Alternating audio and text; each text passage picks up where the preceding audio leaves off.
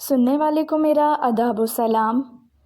عائزہ اور ریان کی پہلی ملاقات یونیورسٹی کے فیسٹیول میں ہوئی تھی۔ چند ملاقات میں ہی دونوں ایک دوسرے سے قریب ہوئے۔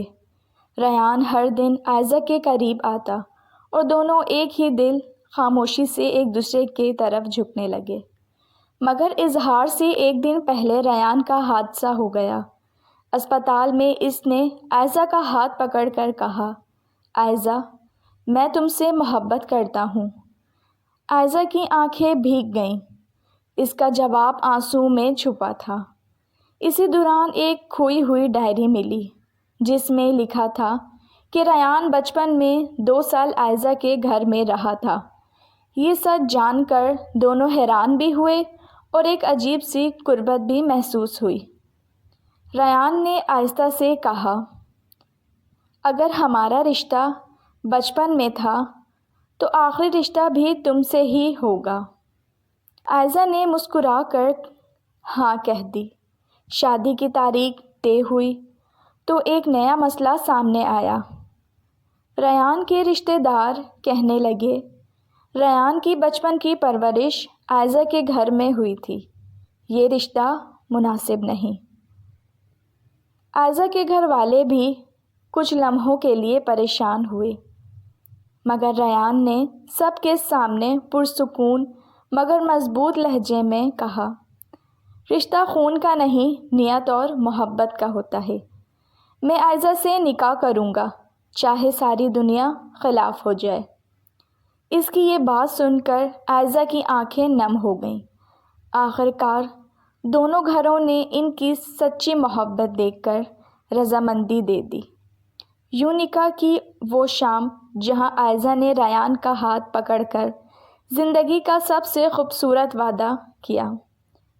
شادی کے بعد نرم محبت، خوبصورت رومانٹک زندگی۔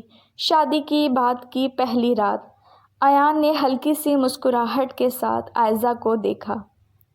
عائزہ، اب تم صرف میری محبت نہیں، میری ذمہ داری بھی ہو۔ مجھے ڈر ہے کہیں میں تمہیں ضرورت سے زیادہ چاہ نہ بیٹھوں۔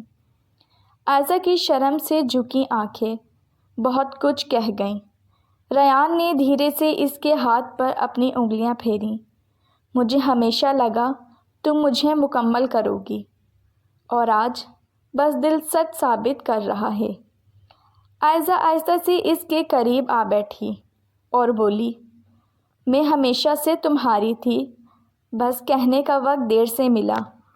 وہ رات نرم باتوں، شرمیلی مسکراہٹوں اور خاموش محبت سے بھری ہوئی تھی۔ دونوں نے ایک دوسرے کے ساتھ بیٹھ کر لمبے عرصے بعد دل کی ساری باتیں کہیں۔ روزمرہ کی رومانٹک بھری زندگی۔ ریان صبح چائے بناتا اور عائزہ کے سامنے رکھ کر کہتا، میرے دن کی پہلی خوشی یہ ہے کہ تم سامنے بیٹھو۔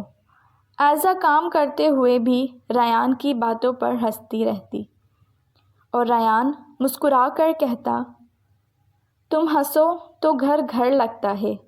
کبھی رات کو دونوں چھت پر بیٹھ کر مستقبل کے خوابوں پر باتیں کرتے، ایک مہربان، پرسکون، محبت بھری زندگی کی خواب۔